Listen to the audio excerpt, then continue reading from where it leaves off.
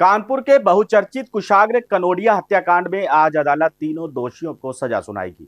16 वर्षीय कुशाग्र की नृशंस हत्या के मामले में मंगलवार को अपर जिला जज 11 सुभाष सिंह की अदालत ने ट्यूशन टीचर रचिता वत्स, उसके प्रेमी प्रभात शुक्ला और दोस्त आर्यन उर्फ शिवा को दोषी करार दिया।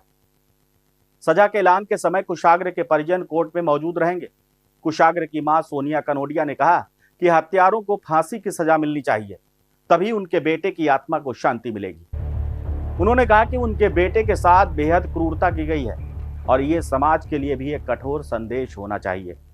कोर्ट ने अपने फैसले में माना कि तीनों आरोपियों ने मिलकर कुशाग्र का अपहरण किया, 30 लाख रुपए की फिरौती मांगी और फिर गला घोंटकर उसकी हत्या कर दी। साथ ही प्रभात शुक्ला और आर्यन को सबूत मिटाने का भी दोषी ठहराया गया है। पूरे मामले में अभियोजन पक्ष की ओर से 14 गवाह पेश किए गए। एडीजीसी भास्कर मिश्रा ने बताया कि पुलिस ने इस केस में करीब 600 पेज की चार्जशीट दाखिल की थी। ट्रायल के दौरान 240 पेज की जिरह हुई, 42 अहम दस्तावेज कोर्ट में साबित किए गए और घटना से जुड़ी 112 वस्तुएं बरामद कराई गई। सीसीटीवी फुटेज कोर्ट में दिखाए गए, जिनमें कुशाग्र और प्रभात को एक साथ कमरे में जाते हुए साफ देखा गया।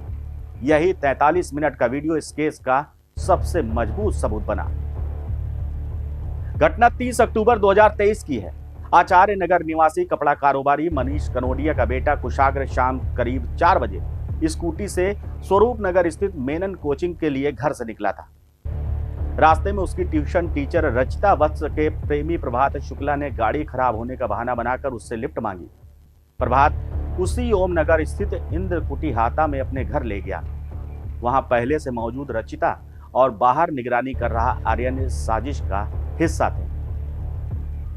प्रभात ने कुशाग्र को स्टोर नुमा कमरे में ले जाकर नारियल की रस्सी से उसका गला कस दिया और आवाज ना निकले इसके लिए उसके मुंह में चादर ठूंस दी गई। बाद में शव को बांधकर वीडियो बनाया गया और फिरौती की योजना पर काम किया गया। हत्या के बाद आरोपियों ने मोबाइल, कपड़े, हेलमेट और अन्य सबूत एक बोरी में भरकर तेजाब डालकर झाड़ियों में छिपा दिया। कोर्ट में 313 के बयानों में तीनों आरोपियों ने कई चौंकाने वाले खुलासे किए। प्रभात ने यह माना कि उसने पैसों के लालच में यह साजिश रची थी। उसका सपना था कि फिरौती के पैसों से कार खरीदे और रचिता से शादी कर अच्छी जिंदगी जिए। रचिता ने भी इस बात को माना कि अपहरण की योजना में वो पूरी तरह शामिल थी। वहीं आर्यन ने कहा कि उसे 4 लाख रुपए देने की डील हुई थी और गरीबी से बाहर निकलने के लिए वो इस अपराध में शामिल हुआ। 9 फरवरी 2024 को केस की फाइल सत्र न्यायालय भेजी गई थी। 3 मई को आरोप तय हुए और उसके बाद लगातार सुनवाई चली। कुल 711 दिनों में 134 बार सुनवाई के बाद तीनों को दोषी करार दिया गया।